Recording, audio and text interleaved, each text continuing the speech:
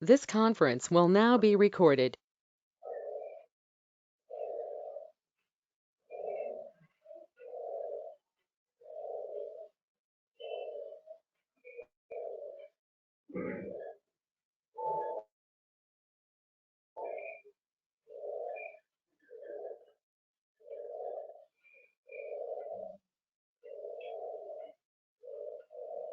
So today I'm planning to have few numerical problems on magnetism and matter.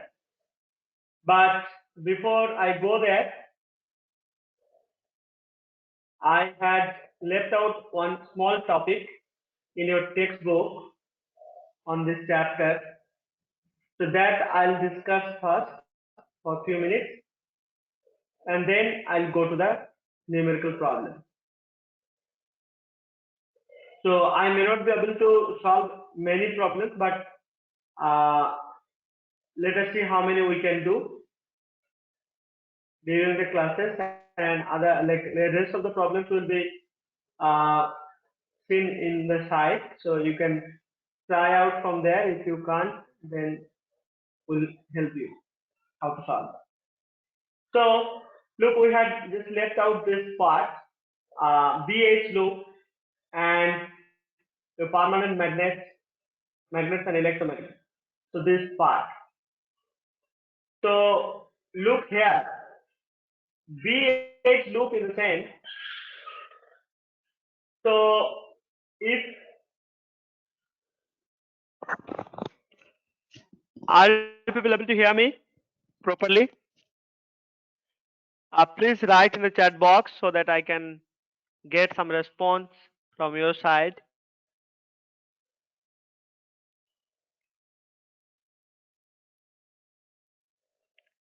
Mridula, you can write in the chat box whether you are able to hear or not. Otherwise, it is very difficult to continue, okay, without any response.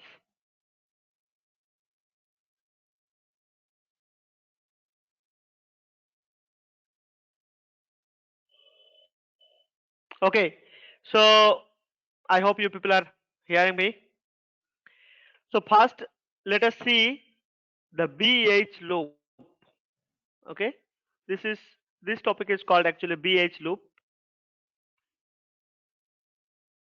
Okay, so BH loop in the sense this is a graph actually. You can see that B versus H.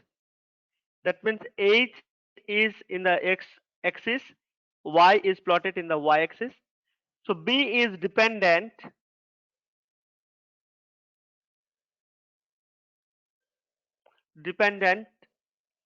variable and dependent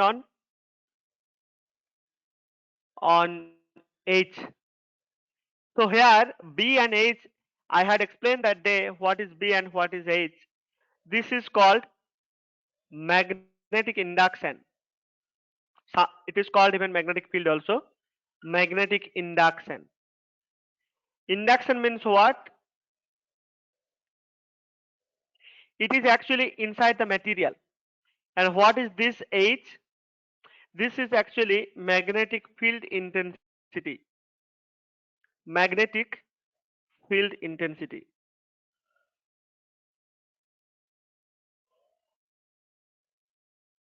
Okay. So this is magnetic field intensity.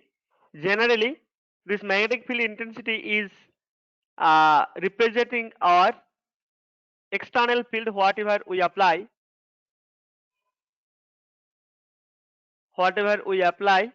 from outside to make a material magnetized. Okay, to magnetize a material. Suppose if we have a solenoid like this, and you can just use a battery, either DC or AC, doesn't matter. If the current is the current is flowing this way, so this side is supposed to be north pole and this side supposed to be south pole. Okay, because the magnetic field, the solenoid also will be acting as a bar magnet that we had already discussed. Sorry. uh, So if we want to magnetize any material, if we want to magnetize any material, what we have to do?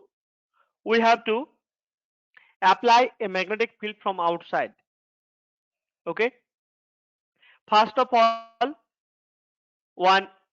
So this is BH loop we are studying. Suppose you have a magnetic material, you have to use this magnetic material as core of a solenoid. Okay. And then you have to apply current through the coil of the solenoid. Okay. Then what will happen? As you know, when you flow a current through the coil of the solenoid, this solenoid, it will create a magnetic field. Okay. And when you are increasing the current or decreasing the current through this, like controlling this battery, okay, controlling the power of this battery or applied voltage, you can control the current through this coil. By controlling that, you can control the external field H over here. Okay, external field. And the magnetism or magnetic field inside this material is called actually B. This is called magnetic induction. Okay, so as I said, B is induction, magnetic induction.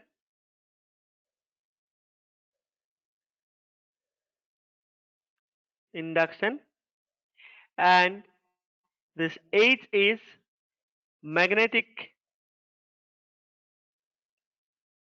field intensity. By mistake I had just removed this, so I am rewriting this. Magnetic field intensity. Okay.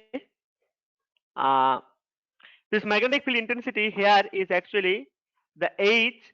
We can see H we can apply. This H we are applying through this solenoid. Okay, through this solid applying the current in the solenoid. We can vary this. We can vary this H by varying I. See, I can increase the current so that H will increase. I can decrease the current so that it will decrease. Again, if the current is positive, then field will be positive. If the current is negative, then this applied field will be negative. Okay. And what is this magnetic induction? This is the magnetic field arising inside the material. So if you want to magnetize a material, you have to use that in a inside a solenoid and apply current through the solenoid coil. Okay, then you can magnetize that material. Okay, obviously there are uh, other processes also to magnetize any material, but this is the simplest and controllable uh, process, I can say. Even you can measure how much magnetization is happening inside the material in this case. Okay, all right. So now the question is, what is BH loop? BH loop is that the magnetic induction, how the magnetic induction is varying with respect to the applied field or the current you apply in the solenoid coil. Okay, so that is what we are plotting over here. See, this is the magnetic induction and this is the H, that is the field which I can vary just by varying the current in the coil of the solenoid. Okay, I'll just clean everything and look what it is here. So what I'm doing, I'll be just doing a cyclic measurement. Cyclic in the sense, see, cyclic measurement means suppose this is zero field, this is zero field. I'll first go towards positive side just by increasing my field. If it is ampere per meter, see here 0, then 100, then maybe 200, then 500, like that. I'm just increasing the field. This is the positive direction of the field, positive field. Okay. Then what I'll do? I'll just decrease the field to 0 again. So this is the loop I am tracing by just doing this experiment. First, I'll apply field from 0 to highest field. I'll tell which is the highest field we have to apply. Then from that highest field, I'm just decreasing the field towards 0. So then from 0 to highest field, and then highest field to 0. Okay. Then I'm not stopping over there. What I am doing, I'm just going towards negative direction also. What I'm doing, I'm just going towards negative direction also. Look this way. I'm just going negative direction. So I'll be applying again in this side minus 100, minus 200, okay, minus 500, etc. Okay. Even here I am not stopping. I'm just applying maximum. See the same maximum field what I had applied in the positive direction. I'll apply here also, and then I'll come back from there. I'll come back from there. Okay. Negative field to again 0 here. Okay. I'm even not stopping over there. I'll just go to again positive 500. Okay. This is a full cycle measurement. This is called full cycle measurement. Even uh, this is called 5 quadrant measurement also. 5 quadrant measurement. Okay. Quadrant. MH measurement or BH measurement, it is said. Okay. I hope you are understanding what we have done in this uh, to trace. This is called tracing of BH loop. What is this called? Tracing of BH loop. To trace BH loop, what we have done, we have taken the material inside a solenoid, then we are changing the current. By changing the current, we are changing the field, applied field over there. Okay, applied field is denoted by H, magnetic field intensity. Okay, which has unit ampere per meter, and the magnetic induction which is producing inside the material is denoted by B, which we are measuring every time applying the external field. And then now we are, what we are doing, we are just plotting in the figure. Look what we are doing. We were first at the 0, then I am just slowly increasing the field. So you can see this blue curve. You just, we are going like this. So BH loop, see B and H, they don't have linear relation. Okay, no linear relation. Maybe relationship they have. They don't have linear relationship. You look here. So maybe up to very low field maybe below 50 uh, ampere per meter. B and H, they increase linearly like that. Then you look what happens, like that it is going. Okay, or in your book it is, obviously it will saturate sometime. So that's why, look, it is in the very low field, it is somewhat linear, but then it becomes like this. Okay, somewhat like this. You can see from here. Actually this can be done for any material, but this is here shown for ferromagnetic material. This is for ferromagnetic material. Okay, I'll explain it later what is the reason for this.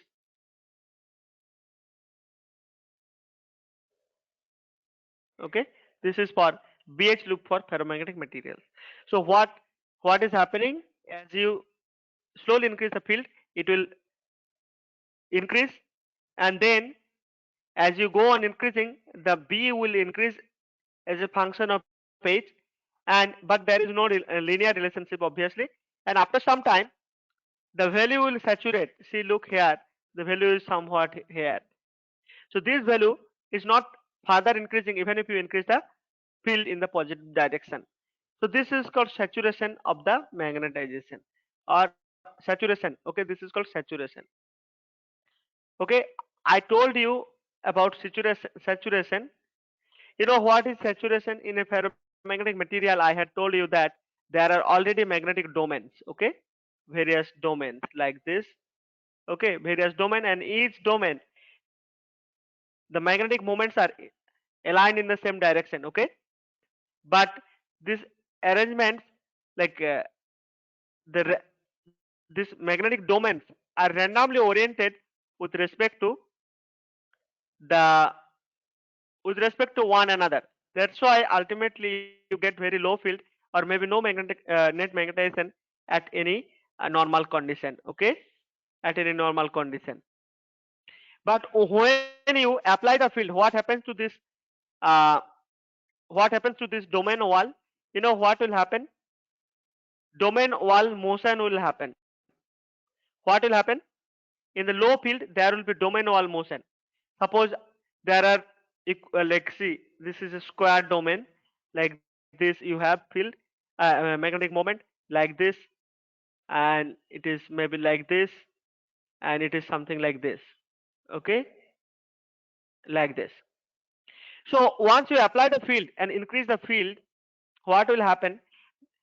The magnetic moments which are nearly in that direction, there will be growth of that domain. Okay, that means the wall. See, these are the called the separation between two domain actually is called domain wall. The domain wall will move. Okay, movement. See, this if this is the direction of field, so this is easy to rotate in the direction of field. So see, this domain will increase by the cost of other domain. So what will happen? You look here. So this domain will increase at the cost of other domains. Okay, so this may be decreasing only one spin. Here you might get see 2 3 spins like that, and other domains also. See, this also will be somewhat like they will try to rotate.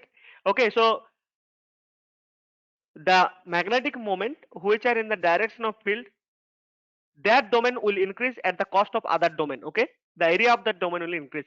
So that means we are saying that the domain wall motion, this is called domain wall motion. So as you increase and increase and increase the magnetic field, what will happen? At some time you will see all other domains will be disappearing, and all the magnetic field will be aligning in the same direction for all the domains. Like see, there will be no domain wall at all, so it will be a single domain after all. Okay, so when you apply the highest magnetic field, and see, when you are going on applying magnetic field or increasing magnetic field, there will be a time when all the magnetic dipole moment will be aligned towards the magnetic field. So thereafter, if you increase further, there will be no extra dipole, magnetic dipole, to align towards the magnetic field as you increase. That means the magnetization or the magnetic induction will saturate sometime when all the dipoles are aligned in the same direction as applied field. Thereafter, even if you increase the magnetic field, there will be no net magnetic field increasing. Okay, no induction increasing. So that's why this is called saturation. And then once we reach the saturation, the magnetic field is being reversed. So look, if we reverse the magnetic field, what is happening? If we reverse the magnetic field, see, I am here. Now it is the saturation. Now I am just decreasing the field in this way. Okay, up to 0. Look what happens. So this dotted curve you can see O to A to B. So when I am just making the field 0 from highest to 0, see, it is not going through this way. It is not going through this way. It is going this way. Okay, this way, and it is reaching here. You can see it is reaching here at B when my field is 0. When my field is applied field is 0 or brought here, back to zero, then my magnetization is or magnetic induction is not zero actually. I have more than 1 Tesla, okay, more than 1 Tesla, maybe 1.1 Tesla or 1.2 Tesla. See, AB card is showing the reverse of the magnetization, reverse of the field, and this magnetization is actually reversing in this way here. So this magnetic field, this magnetic induction or the magnetization, this is called retentivity. Okay, what is this called? Retentivity. Okay, or remanence. Okay, remanence. Okay, remanence. All right. So this is called retentivity. That means uh, the material will. I think this will. There will be no I. So the spelling is remanence. Okay, remanence. In a remanence, NANCE, remanence. Okay, so this is remanence or retentivity. Okay, so this magnetization, see, even if you make the field zero, the magnetization is not becoming zero. This is called retentivity or remnant magnetization. Remnant magnetization. Okay, now what will be your aim? You have to demagnetize the material. That means this magnetization which is remaining has to be has to become zero. So for that, you are just increasing your field in the reverse direction and come up to here at C, point C, when the magnetic field or magnetic induction is becoming zero. Magnetic induction is becoming zero where at the point C. That means you have applied the magnetic field in the opposite direction. Suppose this is some, if this is 100, maybe this will be some 80, negative 80 oersted or something ampere per meter. Okay,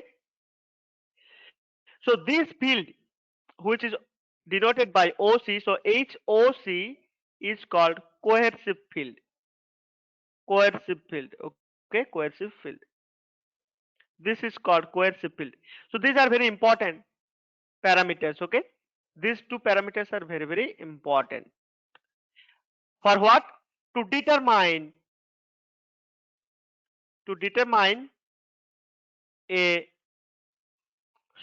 soft magnetic material or hard magnetic material. Soft or hard magnetic material. So by seeing this value, this remnant magnetization and this coercivity, we can find out the quality of the magnetism or magnetic material, or we can find out by seeing this coercivity, we can find out, this is called coercive field or coercivity. Okay, even this is called coercivity. Coercivity. Seeing that, uh, we can determine if magnetic material is a soft or hard magnet. Okay, so this is required. These two things: remnant magnetization or retentivity and coercive field. All right. Now what we'll do after reaching to zero magnetization or magnetic induction, we are not even stopping there. So how you get zero? When we had reached here at this saturation, all the field magnetic moments were in the direction of field. Now when you start decreasing the field, applied field is now in this direction. So what will happen? Some of them, see, some of the dipole moment will try, actually they will rotate themselves, okay, towards the field direction slowly. Immediately they cannot be reversed. Okay, they cannot be reversed. They will slowly rotate. Okay, they will slowly rotate. That's why this magnetic field will be reduced in this direction.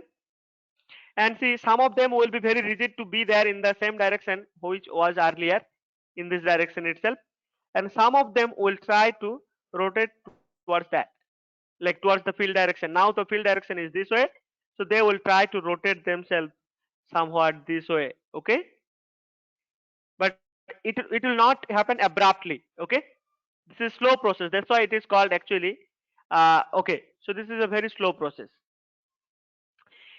And look, when it is magnetic field is totally zero, applied field, that time not all the field magnetic moment are reversed. That's why there will be remnant magnetization. But when you reverse the field again, that means you are increasing the field in the reverse direction. As the strength increases, more and more, see, some of the dipoles will be in this direction, okay, and some will be already in this direction, so that you get some positive value still. But when you reach here, you will look that some of the dipole moments will be remaining in the previous direction, and some of them will be in the opposite direction or in the current field direction. So the situation will be here at this place. The situation will be, some will be like equal number of moments will be in both direction. Okay, so that the net B will be zero here. Okay, if the dipole or net M also will be zero here. Okay, so half of the dipole moments will be in the previous direction, half of them will be in the current field direction, so that you get zero field over here. Okay, okay, so I was telling you that domain gets domain wall motion happens, and domain rotation also will happen at very high field. The domain rotation means what, you know, the domain will see it is in this direction. If we apply field, and suppose this were this direction, like this, so domain will direct, domain itself will rotate, okay, towards the field direction. So that is called domain rotation. That is also happening at high field, okay, at this region, high field region. Okay, anyway, so we have we have come up to here, reversing the field up to OC, but we are not stopping here. We are just increasing this way again up to maybe minus 200 field in this way. So when we increase the field in the reverse direction further after getting zero magnetization, you look, if you increase the field, now what will happen? The magnetic dipole moment will be actually, more and more dipoles will be aligning in this direction. So you will get further increase in magnetization or the magnetic induction inside the material. So that's why, see, from here it is increasing further again here in this direction. Okay, if you further increase the field in the reverse direction, and as you know, in this direction also there will be a saturation when the value of the magnetization or the magnetic induction will be saturated, and thereafter it will not vary.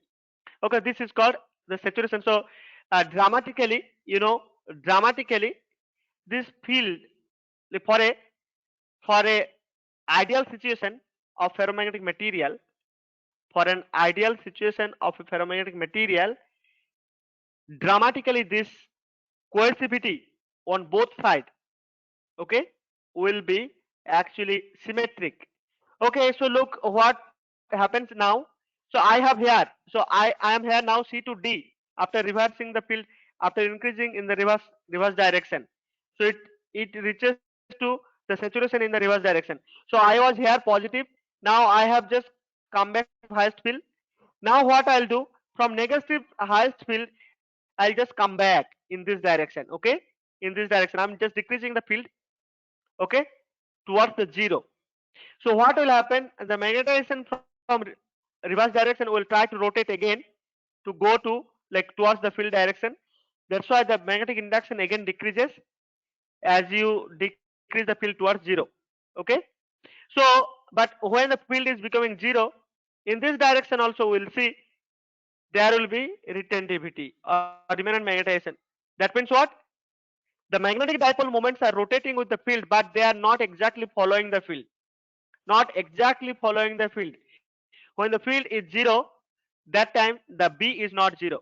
See, field is zero, but B is not zero, even in this case also. And Actually, it is very surprising that for an ideal situation, the retentivity OB will be equal to here OE. And also, to make this OE 0, you have to apply field. After 0 also, you just see after 0 you are again increasing the field towards positive side up to here. So when you apply in this direction, then you will see again in the positive side, if it is 80 or 80 ampere per meter. So in the positive side, when you apply positive 80 ampere per meter, then the remnant magnetization becomes 0. Like, and this will be actually, see, remnant magnetization as well as the coercivity OC in the negative direction will be exactly equal to this direction if I give a name as maybe F, OF. Okay, coercivity and retentivity for an ideal situation of ferromagnetic material will be identical in both directions. Okay, that's why this curve will be a very symmetric curve in both sides. Look, this side and this side, then this side and this side, so it will be looking very symmetric. You look here and you look here, so it will be very symmetric. Okay, so what is happening here, you could see that the magnetic induction is does not follow does not follow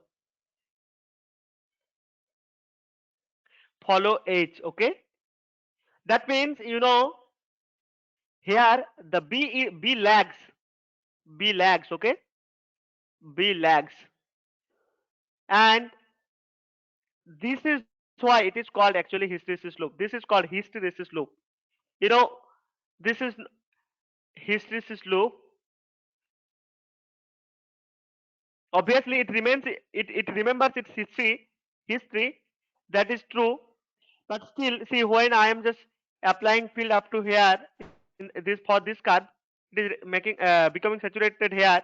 Then when I am just reversing the field, it is not immediately going to 0 because it is remembering its previous history.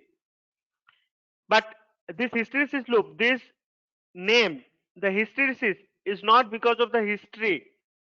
Okay, it is written very well in your book. You will see that it is not because of the history it remembers, because of the lagging. That the field is actually going ahead, but the magnetic induction B is actually lagging behind. So this is, I think, Greek word hysteresis means lag.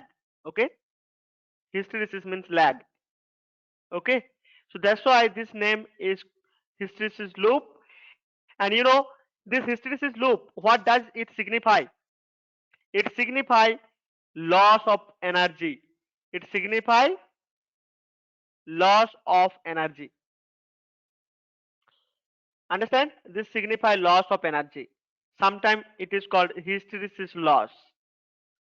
So this is actually not a good thing to happen, but obviously every bad thing has its good aspects also.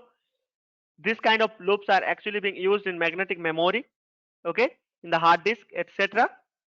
So this has a good effect also. So, you know, uh, this is called hysteresis loop, and by the seeing the area of the loop, see the curve which has greater area, the curve which has greater area has greater loss, okay, has greater loss, energy loss. That's why in practical application, greater loss, actually this loss will be manifested as loss of energy, will be manifesting as heat energy, okay, will be manifesting as heat energy. So the greater the loop area, greater the heat produced by the material in the application part, okay. And depending on this area, we can determine whether a magnetic material is soft or hard. If the coercivity is more, okay, coercivity is more, look, this I'll just, maybe I'll draw some figures. If you have a coercivity, this is loop like this, and you have another loop like this, okay. So obviously this has greater area.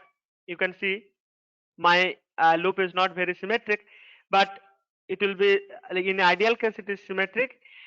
But so this will be actually called, see, if the remnant magnetization is same, even remnant magnetization is same for both the loops.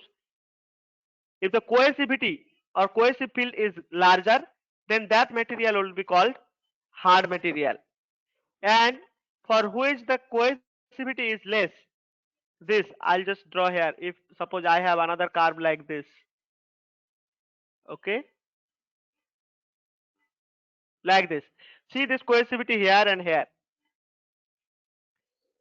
So this will be having greater area like the other curve. So that will be called as hard material, and this will be called as soft material. So the thinner the curve is, so soft magnetic material means thin curve. Soft magnetic material,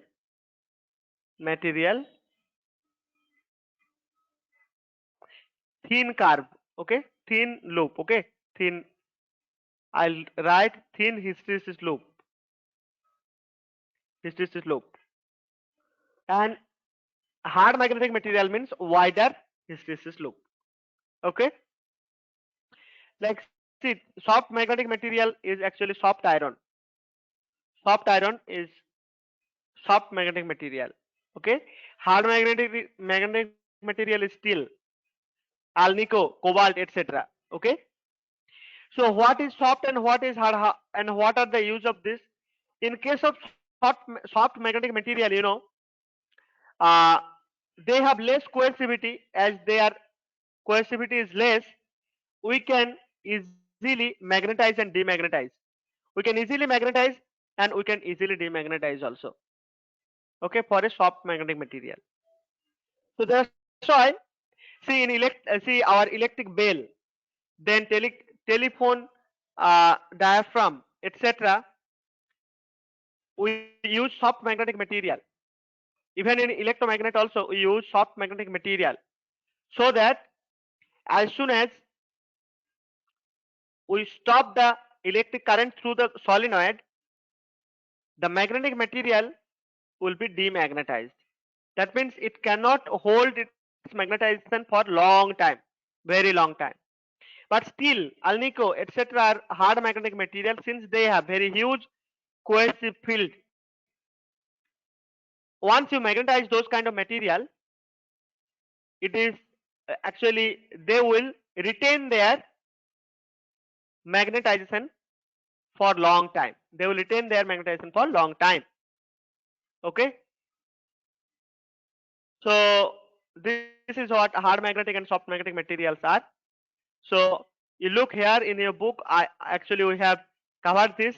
So if you have any questions or any doubt, anything, you can ask me now, because I have seen people have many doubts in this BH loop. Okay, and permanent magnets are actually being made from the hard magnetic material because they can retain their magnetization for many days or many years, some cases. Okay, but soft magnetic materials are suitable material to make electromagnet, then electric bell, etc., because they are soft magnetic material. As soon as you stop the current through the solenoid, then the material will be becoming immediately non-magnetized because their hysteresis loop is very uh, thin, okay, or I can say their coercivity is very less. It is easy to demagnetize. Okay, so students, you have any questions, you can ask me. Mridula, then I think we have Guna Selvi, we have Sampad, okay, Sampad, and who else? This is Ajay.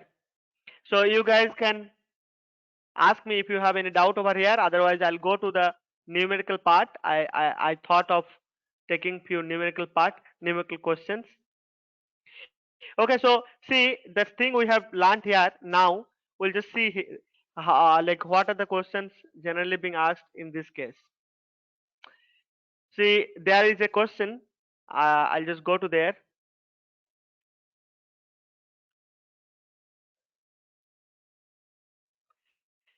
See, this is a question. I'll just magnify it, maximize it so that you can see the question properly. I hope you people are able to see the question. See, this is a hysteresis loop. See, there are two hysteresis loops. Okay, for two magnetic material A and magnetic material B. Here A and B are shown over here. Which of the following options are correct in this case? Is or are correct? You have to tell. Okay. So, can anyone read this question and tell me? First of all, can anyone say which one is soft magnetic material here and which one is hard magnetic material here? Who can tell me that? Mridula, Guna, Ajay, anyone can participate in the discussion part.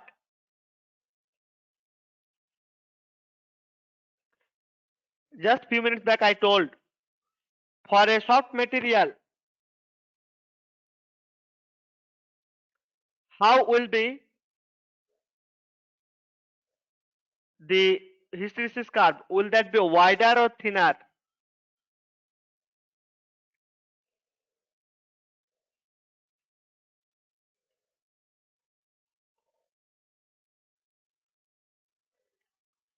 Anyone else?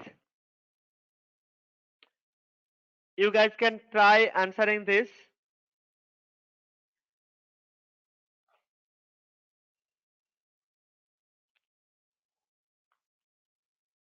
Please participate so that you can learn better. Are people able to understand this question or not?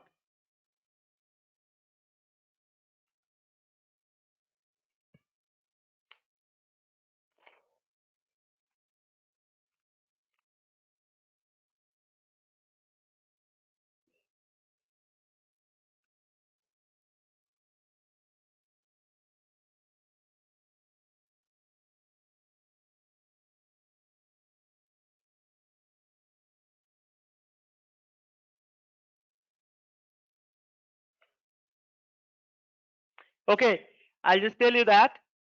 See here, this is having a wider area. Okay, this is having wider area A. So the magnetic material A will be hard magnet because coercivity also more. Look here, the coercivity is more. So this is hard material. Once you magnetize this,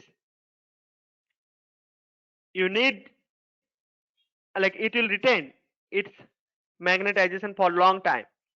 For the other case, since the coercivity is very small compared to this is this loop, so it will actually be easier to demagnetize the material. Okay, so that's why that is called soft magnetic material. So now can anyone tell me? So A is actually hard magnetic material and B is soft magnetic material. Now can anyone answer this?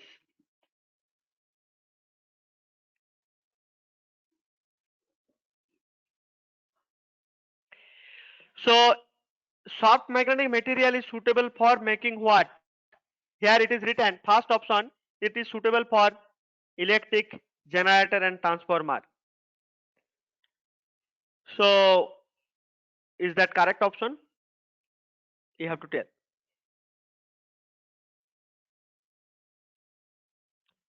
Then the second option is A is suitable for electromagnet and B is suitable for generator. Okay. Then what is the third option?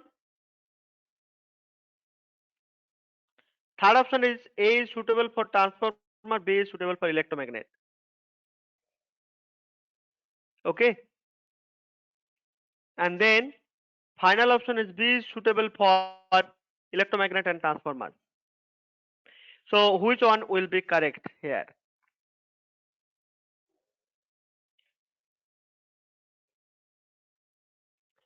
I had told already while teaching you that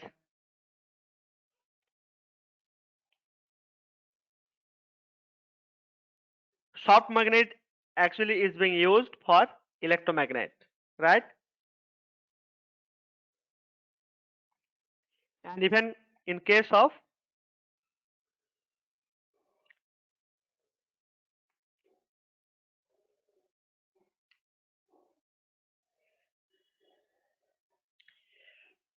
so what is the answer?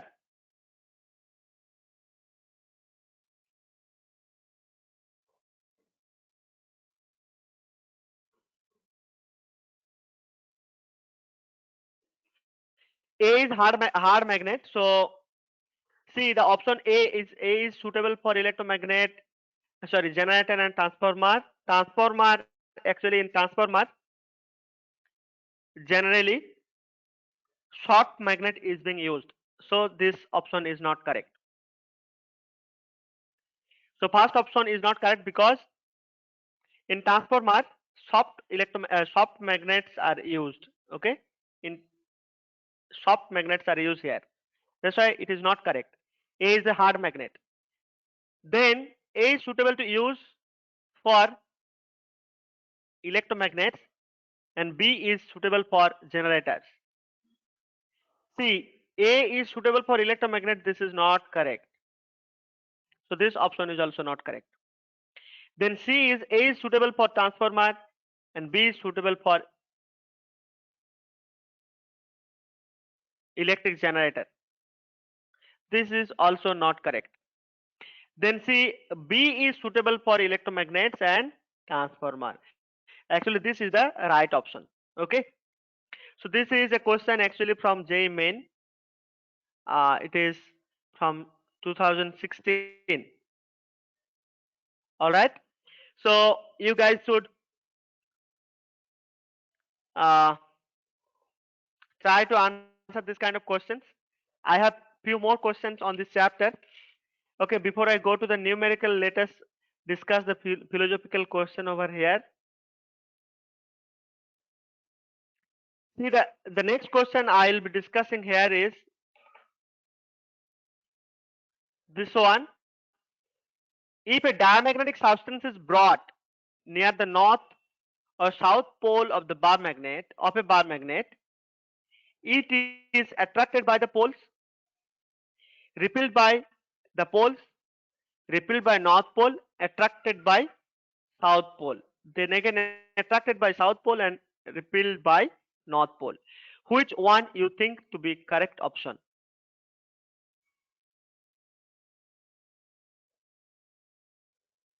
Okay, which one you think to be correct option here? Okay, look, diamagnet actually will be repelled by any of the poles. So option B will be correct over here. Option B will be correct because diamagnet will be repelled by both the poles. We have learned that diamagnet actually uh, repel the magnetic field lines to go through them, right? Okay. So now the next question is this one. Okay, I'll just mark this right option so that you can see once again. Okay. Now look, magnetic moment of a diamagnetic atom. How much it is? Magnetic moment of a diamagnetic atom.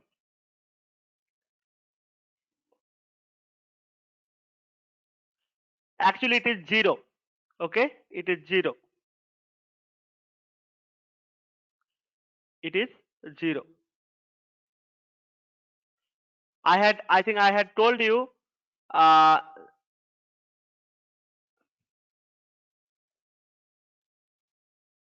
okay, look, I'll just tell you once again.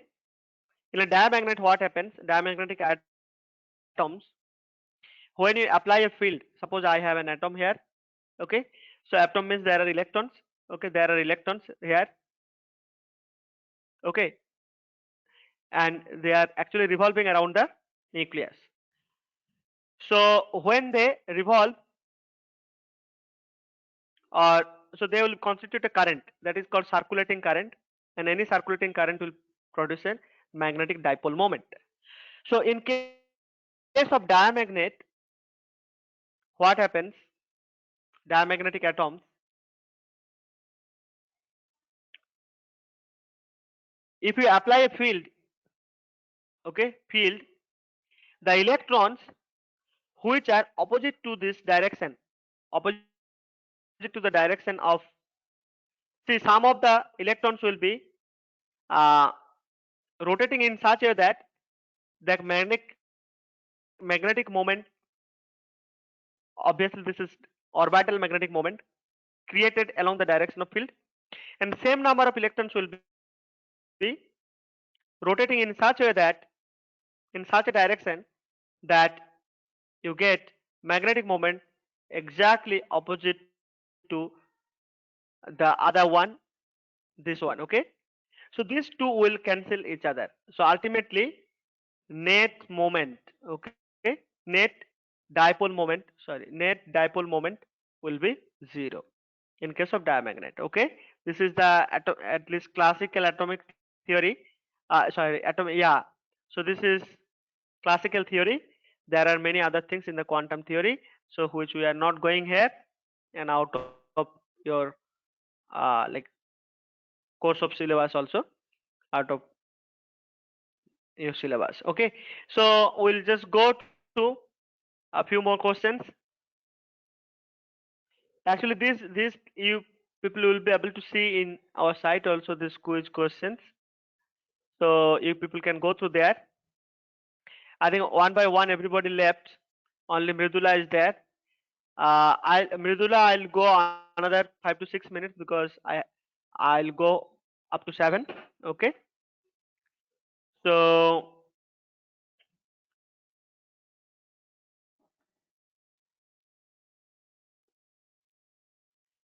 Guna also is there, okay? So let us see Curie temperature. So look here, this is a question, 13th question. Curie temperature above which the paramagnetic materials become paramagnet, paramagnetic material becomes paramagnet, paramagnetic material becomes diamagnet, or paramagnetic materials become diamagnetic. So which one of this is correct? Okay, I'll tell you this also. So the option, right option is actually, see, diamagnet does not get converted to other, or okay, so or I can say paramagnet and ferromagnet cannot be becoming diamagnet with respect to temperature, because again diamagnet does not depend on temperature, okay? So then remaining options are first and second. So above which, see, Curie temperature is a temperature above which ferromagnetic materials become paramagnet, okay? This is the right option, okay? This is the right option.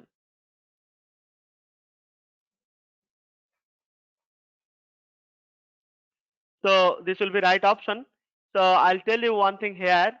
See, if you have a ferromagnet and if you increase the temperature in the, like, decrease the temperature, suppose I am just going from room temperature 30 Kelvin towards maybe some 0 Kelvin, or 0 Kelvin not possible, at least 5 Kelvin or 10 Kelvin. If I just go that way, see, magnetization or B or M will be almost uh, actually, see, B will be having more value, magnitude will be more than M, because uh, um, okay, so because M is again chi H actually. Okay. So anyway, other than magnitude, there will be no difference in the variation of magnetization and uh, magnetic induction with temperature.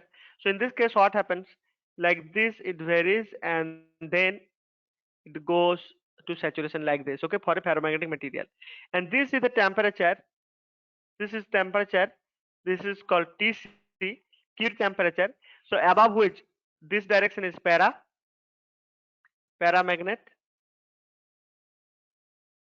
Okay, and this direction up below this Tc is called ferromagnet Fm. Okay, below this Tc is called ferromagnet. Okay, so this is the thing. All right, so I'll go to the other question.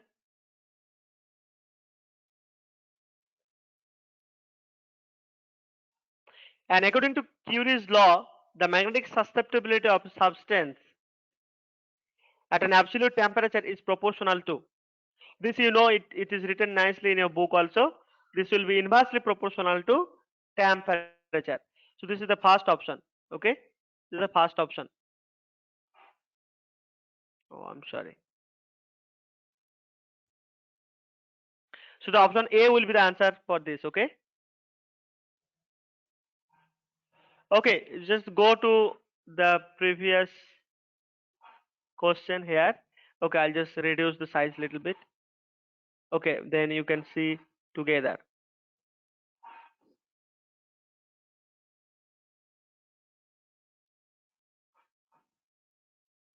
Okay, so the 11th question is, for which of the following magnetic susceptibility does not depend on temperature? So that I had already told you that this is a diamagnet for which the magnetic susceptibility does not depend on temperature. Okay, it does not depend on temperature. Okay, so yeah, for a perfect diamagnet, actually, for a perfect diamagnet, can you give me some example of perfect diamagnet? Super paramagnet, sorry, superconductor. Superconductors are perfect perfect diamagnets. Okay, perfect perfect diamagnets. Perfect diamagnets. So for them, if you plot the chi, generally 1 by chi, suppose 1 by chi, sorry, chi, you just plot the chi itself with respect to temperature. You know how it varies for a perfect diamagnet or superconductor. So it will be -1 exactly. Susceptibility will be -1, and it will not vary at all with temperature. So it will be the curve. Okay, this is for perfect diamagnet. So it will be parallel to the temperature axis. Okay, so it will be varying like this. Okay, it will remain constant as -1 for a diamagnetic material. All right. So let us see. We have,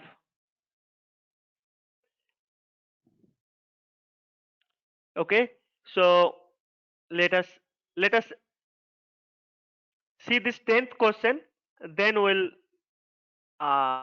end the session. The 10th question is, a bar magnet is oscillating in Earth magnetic field with a period T. What happens if what happens to its period and motion if its motion is quadrupled? Okay, so this is a question. You can try to answer it.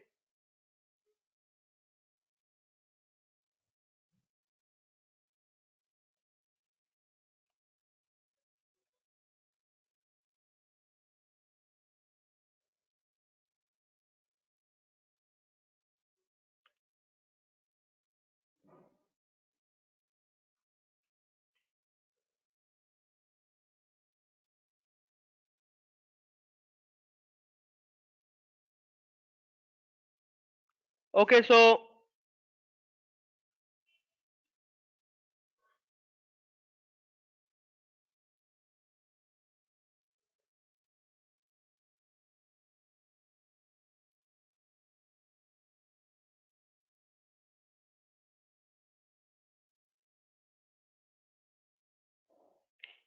if the magnetic moment,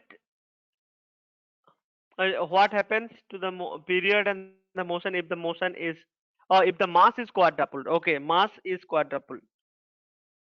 Actually, uh, I'll tell you how to solve this. Quadruple in the sense mass is made 4 times. Okay.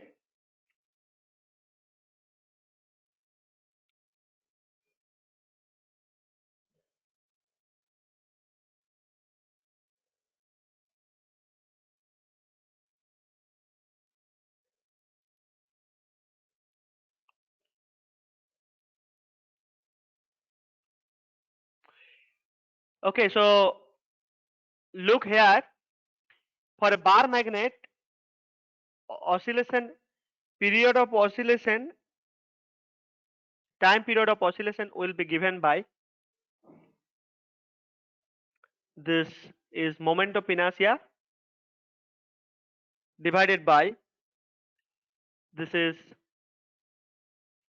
magnetic moment, and this is B. Okay, this is the formula. This is actually moment of inertia. This is called moment of inertia. Moment of inertia. Inertia. Okay. So if mass is quadruple means actually mass is becoming, m prime is becoming actually 4 times. Okay, quadruple means 4 times. Then one thing you look, if I calculate I for a bar magnet about its center. Okay, see, bar magnet you might have learnt in your 11th standard. If you have a bar and if you want to calculate magnetic moment about an axis which is uh, passing through the center of mass, then you get, this is a rectangular bar.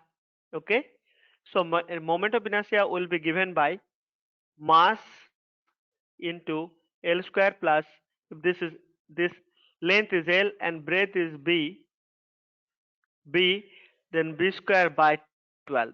Okay, so you look here, actually I is proportional to M, that means proportional to the mass. So moment of inertia, all other things are all like same, nothing changes with the mass. So magnetic moment does not change. That depends on the pole strength and the distance. Okay, pole strength and distance. So magnetic field in which it is there, that is also not changing. So only change will happen here. So that means if my, this is actually M, proportional to M, that is the mass of the bar magnet. Now look, my T is proportional to root over I. Okay, that I had already I told, this is 2 pi root over I by magnetic moment into B. B is the magnetic field. If you have read, then you will remember this. Otherwise, just go back and read the textbook. So finally, this is proportional to actually M. M is the mass of the bar. If my mass, suppose my T1 was, so I'll just make T2 by T1. T2 by T1. So this is then M2 by M1. Okay. And here M2 is actually 4 times of that M1. So that means you know what you get is T2 by T1 as root over 4. That means what? You get 2. So your new time period of oscillation will be 2 times actually. I told 4 times, it is not correct, it is actually 2 times. Okay. So this is 2 times. So you can see that if you increase the moment of mass, then moment of inertia increases, and then your period of oscillation also increases. So here the answer will be this one. The motion remains the same, simple harmonic motion, but the oscillation of the time period of the oscillation becomes double of the previous one. Okay, so I think I'll stop it here with this. So there are many such questions, good questions here in this quiz. If you are interested, you can go, maybe you'll be able to get it from Guna madam or somewhere, maybe from our site also, TeenEinstein Academy. Will be uploading very soon, and you can practice. If you don't get the things, then you can ask me in the regular classes. Okay, all right, I'll stop it here. Okay, then bye.